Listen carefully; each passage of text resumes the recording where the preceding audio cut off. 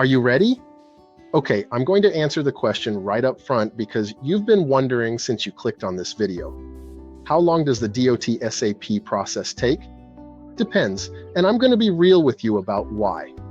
Because here's the thing about the SAP process that most people don't realize. A big chunk of the timeline is actually in your hands. Hi, my name is Ian Paul, the mental well guy, and I've put together a nationwide directory of the best SAP counselors in the country for you to choose from. After this video, go to WeSpeakSAP.com. Our counselors care about protecting your job and getting you back to work. Let's get into it. The SAP process has 5 steps.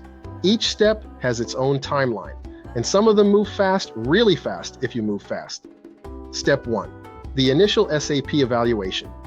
This is your first meeting with a DOT qualified substance abuse professional. And here's the thing, the only thing standing between you and this appointment is you scheduling it. At WeSpeakSAP.com, we've had people complete their initial evaluation within 24 to 48 hours of reaching out. Because it can be done remotely, video call from home, there's no waiting for an office opening or a local availability issue. Days, not weeks, not months. Step 2, education or treatment. This is where the timeline gets a little more personal because it depends on what your SAP recommends. If your SAP recommends an education program, think structured classes about substance use and DOT regulations that can typically be completed in as little as 2 to 3 weeks. If your SAP recommends a treatment program, outpatient counseling, intensive outpatient, or in some cases residential treatment, that timeline is longer. Could be 4 to 12 weeks depending on what's clinically appropriate for you. And I want to be honest with you here, the recommendation isn't arbitrary, it's clinical. Your SAP is looking at the full picture and recommending what they genuinely believe gives you the best shot at a successful return. Trust the process. Step 3, follow-up SAP evaluation. Once you've completed your education or treatment program, you go back to your SAP for a follow-up evaluation. If you've done the work and done it honestly, this appointment confirms your completion and clears you to move forward. Again, scheduling this quickly is on you. Most people get this done within a few days of completing their program. Step 4, the return to duty test. Once your SAP clears you, you take a directly observed drug and alcohol test. This usually happens within 24 to 48 hours, sometimes same day depending on your testing site. Pass it, and you're cleared to return to work. Step 5, back to work. The moment your return to duty test comes back negative, your employer can reinstate you.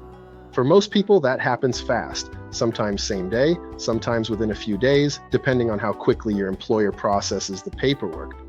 So what does all that add up to? If you take the education path and you move quickly at every step, we're talking a realistic minimum of about 3 to 6 weeks from your first evaluation to back on the job. If you're on a treatment path, figure 2 to 4 months on average, sometimes a little less, sometimes a little more. It depends on your specific situation. Now, here's the most important thing I'm going to say in this entire video. The clock doesn't start until you start it.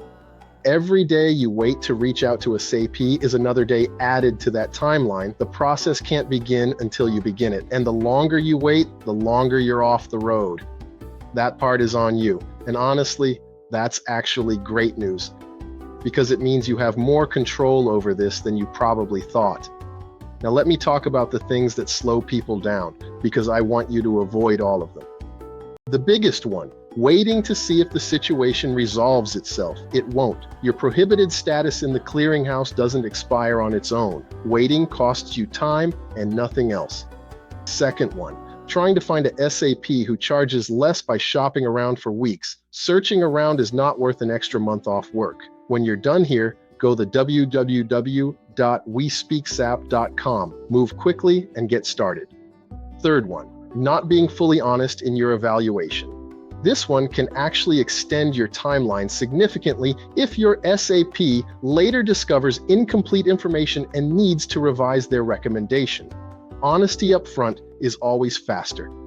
And the fourth one, not completing your education or treatment program fully and on time. Every gap, every missed session, Every delay in that program adds time to your return.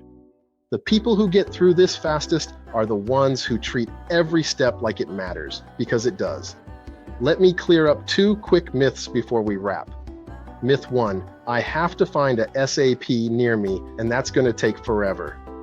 Nope, DOT compliant remote evaluations are fully legal and widely available. You can have your initial evaluation done this week from your living room with a certified SAP who knows exactly what they're doing. Myth 2, the follow-up testing plan means I can't really get my life back for 5 years. The follow-up testing plan is just unannounced drug and alcohol tests. Minimum 6 in the first year, potentially continuing for up to 5 years. You're still working, you're still driving, you're still living your life. The tests are just part of the return package. Most people forget they're even on a plan after a few months. Bottom line, the SAP process is doable. The timeline is manageable, and the biggest factor in how fast it goes is how fast you decide to get started. You've already taken step 1 by watching this video. Step 2 is right below. So now you've got the info. Don't sit on it. WeSpeakSAP.com is where you go next. Browse the directory, find a certified SAP counselor, and book your evaluation without all the runaround. You've done enough Googling. Let's get you connected. Links in the description. And hey, if this video helped you feel less in the dark about all of this, share it with someone who's in the same boat. They'll thank you for it. Subscribe for more content that breaks down the mental health and recovery world in plain English. No jargon, no judgment, just what you actually need to know. I'm Ian Paul, the Mental Well Guy, and I'll catch you in the next one.